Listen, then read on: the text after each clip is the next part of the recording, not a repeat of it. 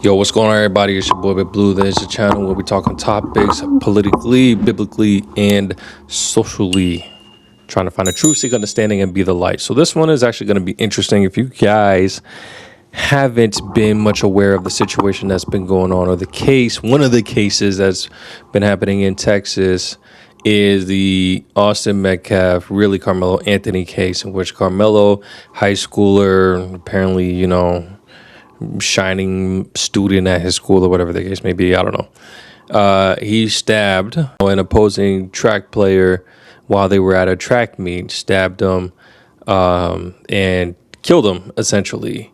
Went to court and they deemed that it was going to be murder. So Karmelo is in prison. Karmelo is in prison right now. Interesting thing that's happening at this moment is that apparently the judge of the case had said something in an interview which made it seem like he was pretty biased on the situation that was going on. So they currently at this moment removed that judge from any further case hearings or whatever for the case and appointed a new judge. What's interesting that's happening right now is that, if you guys may have recalled, there was this, if you guys may recall, Karmelo didn't take a stand. He didn't testify for himself, any of that. And there was a complete confusion on why that was the case. Apparently, there is this thing called the gentleman's pact or gentleman's something, where essentially they weren't going to say anything outside of the incident that happened. So nothing about the past, nothing about, people's character, integrity, this, that, and the third. That was brought up by the prosecutor. Apparently there was some issues in regards to, I guess, Austin Metcalf's past that it kind of proved what a lot of people were saying about him being racist, the family being racist, this and the third. Not really proves, but, it kind of backs it up a little bit. And that probably would have, not been too much in favor of the prosecution. So this is the information that has come out now, that apparently the courts is now saying that because they have brung up the fact that Karmelo Anthony was an avid chess player, that kind of threw out the whole gentleman's pact or whatever the heck that is called, because he's talking about his character. It was outside of the situation that took place. So they kind of threw that out, I guess, in hoping that they can get a new hearing and then a retrial and stuff. But then again, we're seeing the information that's coming from both sides. So let's see exactly what was going on. Let's see exactly the history of Austin with the information that we've been given, and kind of take a stab at that. Now, there's in this motion for a new trial, the background reports are being released, and the defense is going first, releasing 20 pages now of Austin Metcalf's behavioral history. Karmelo Anthony was dressed in a suit and tie for this morning's hearing, which began with the defense arguing that efforts by the trial judge and prosecutors to combat threats and deal with disruptions actually prevented Anthony from getting an open and fair trial. But bombshell testimony came this afternoon from Anthony's trial attorney, Mike Howard, about Austin Metcalf's background report that was never presented to the jury. CBS News Texas has also learned new details about Austin Metcalf's background. Metcalf and his brother Hunter were once caught spray painting graffiti, including KKK Kill All Blacks and Heil Hitler, along with the N-word, and were sentenced to 12 months of juvenile probation. Records reveal they reportedly told authorities, "We did some dumb stuff. We did some vandalism." There are several documented instances of Austin using racial slurs in school, and in 2023, Austin was accused of bullying a black student in class. In 2018, while still in elementary school, Austin and his brother were accused of bullying and assaulting a female, which led to his arrest. During an argument in 2024 with another female student, Austin allegedly knocked her to the ground and punched her in the stomach. He was also kicked out of a football game and texted someone later, "I was about to beat the expletive out of those kids." At a previous track meet, when another student alerted Austin that someone not on their team, quote, "behind our bench was talking wild," Austin reportedly replied, "Kill that MF." During the 2023-2024 school year, he received in-school suspension twice. School disciplinary records from April 2022 to May 2024 reveal that Austin reportedly called a teacher the B word and used profanity. He told a school official that he couldn't control it and wasn't aware that it was coming out of his mouth. In 2024, on at least 5 occasions, Austin saw a counselor regarding his anger and rage during a football game. In 2021, he got banned from attending basketball games for a season after yelling profanity at a player. Metcalf also got suspended after he and another student were talking about bringing a gun to school the following day. Now, there's in this motion for a new trial, the background reports are being released, and the defense is going first, releasing 20 pages now of Austin Metcalf's behavioral history. That's interesting. That's quite a background of recent events in the past, 2-3 years, 4 years, and of his childhood. And, that kind of counters a lot of what the dad was saying about his son in regards to events. It seems like Austin was a very troubled individual. Seemed like he had some very heavy anger issues and was I would say the let's say the white kid that had zero filter, the white kid that wasn't corrected on, hey, this is kind of racist, or hey, these people bleed the same blood as you do, so you shouldn't be acting this type of way. I mean, I wouldn't expect nonetheless. It doesn't seem like they grew up in a Christian household. The dad claims to be a growing Christian, so this may be a recent thing for him, but it seems like that just wasn't what they were accustomed to.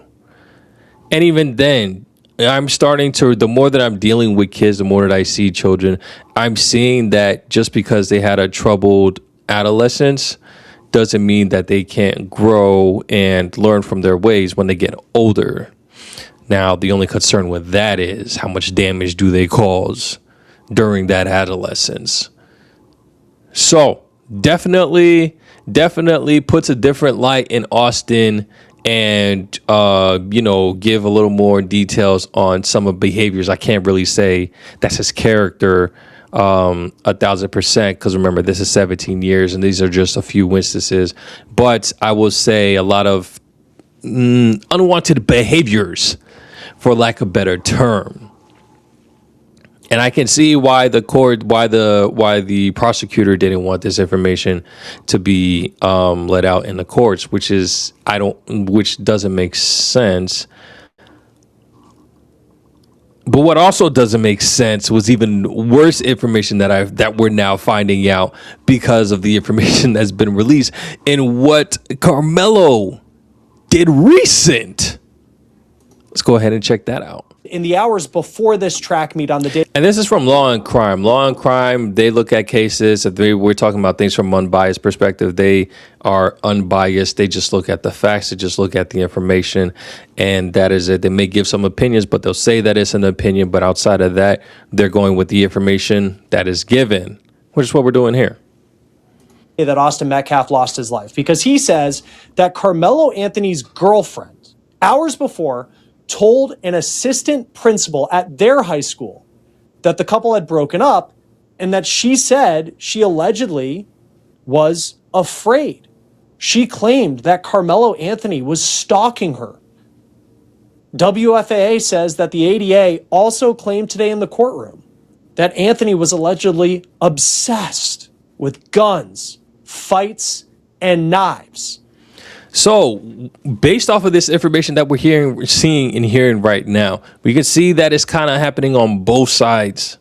We have two mentally troubled kids to a degree, which could have been information that the prosecutor and the defense probably already knew, which is why they kind of had that gentleman's agreement type situation where they weren't going to say anything outside of the incident that happened, which is absolutely fair.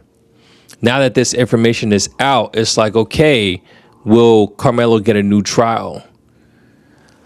Well, with the next information, I really don't know how well that'll pan out. Let's keep watching. And prosecutors allegedly have a text message that Anthony sent where he fantasized about stabbing someone and licking the blood off the blade. And he allegedly sent a text that said, quote, "I'm low-key on the verge." Anthony stabbed Austin Metcalf to death hours later. The jury never heard that. Now, the ADA also reportedly says that Anthony had gone to a program for juveniles when he was younger who struggle with anger. That was something that was not presented in court during his trial. Now, this appears to be the reason that prosecutors and Karmelo's defense made what they're calling a gentleman's agreement not to insert character testimony into the case. Again, they're calling it a gentleman's agreement. There you have it. Karmelo Anthony was said to have had a troubled past also. Anger management issues also. He had a girlfriend in which she felt like she was stalking him. Mind you, this wasn't after the case. This wasn't after the stabbing. This was before the stabbing, hours before the stabbing, that the girlfriend had went to the assistant principal, and provided that information. So it's not like, doesn't seem like this is a matter of just like a clout chase and, oh, I'm gonna just give out whatever information to try and get some type of money. No, this was information that was already provided, but is now being given of what the heck was going on. The thing that's important that I want people to look at objectively in this case with this new details that we have. Yes, you can side with Karmelo Anthony and be on his defense and be like, well, he was racist. He was saying all these racist things. He was saying all the stuff about KKK and Hitler and all this and in the third. And he was a beater of a female and this, that, and the third. And that he was just very aggressive and always violent type of thing. And he wasn't the person that they try to make Austin out to be. He was very aggressive. Absolutely fine. You can say that. And on the other hand, with Karmelo, you could say that he was angered and he was, having some issues, and they're mentioning some epilepsy. I'm not even fully aware of the extent of epilepsy. I didn't think epilepsy could cause you to do something like stab somebody. So that's kind of weird. But again, I haven't done too much research in regards to that. But note the difference. That we're given history of Austin's adolescence, things that have come over the years. We can see that he's a troubled kid. Yes. Within, I don't know how quick those texts were, but within this short time frame before the stabbing, Karmelo puts out a text saying, I'm on the verge of being able to stab somebody and lick the blood from the knife, a fantasy that he had. That's, from my understanding, that's premeditated murder. It wasn't on somebody specific, no, but this is something that was already within his mind that he was going to do. And he actually did stab somebody. He actually stabbed him. He didn't lick the blood, no. But whatever he was going to do, the type of murder that he was going to commit, he went through with it. So, with that being said, looking objectively and looking at the scenario, who's still going to go to prison? I mean, Austin's dead, so he can't go to prison. But would Austin's past justify or allow a lesser sentence? To me, no. Because you still killed somebody, bro. You still killed somebody in cold blood. Based off of the evidence that was given during the first court trial, none of the witnesses said anything about anything racist that was being heard, said this, that, and the third. Nothing about, oh, I'm gonna kill you and call him no N-word or nothing like that. Nothing like that was said during the case. So if we're sticking to the scenario of what happened, Austin's past had nothing to do with a justification from Karmelo's side to actually stab him. If anything, If we really think about it, this makes things even worse. It was one thing if you stabbed somebody out of fear and didn't do it, and you didn't even have the rights or even have the grounds of a rights to justify getting a lesser sentence. But now it makes it clear that you had an intent to kill somebody. So it was clear murder. But what I'm really concerned is, how is the black community going to respond to this? Because I know a lot of them is going to see the videos in regards to Austin Metcalf and his past, as we just seen, and agree, yeah, he should have got what he deserved. Or yeah, we should definitely, Karmelo needs to be released from prison because that kid was a racist. That's not how the courts work. Unfortunately, people of the culture, that's not how the court works at all. Karmelo was the one that killed somebody by means that was unjustifiable based off of the situation. Could he have been feared for his life? Sure, but you brung a knife to a fist fight. That wasn't even a fist fight. It was a push fight off of a situation in which you could have easily walked away from, and you killed somebody. That was already bad enough. Now there's evidence that you had premeditated fantasies shortly before that you wanted to do this. So I don't know, guys. Y'all let me know in the comment section what y'all think in regards to this situation. Do you think that if Karmelo gets a new trial, will he get a lesser sentence? I think this just makes things all the more even worse. But y'all let me know in the comment section what y'all think. I'm going to catch y'all next one. Take it easy. Peace.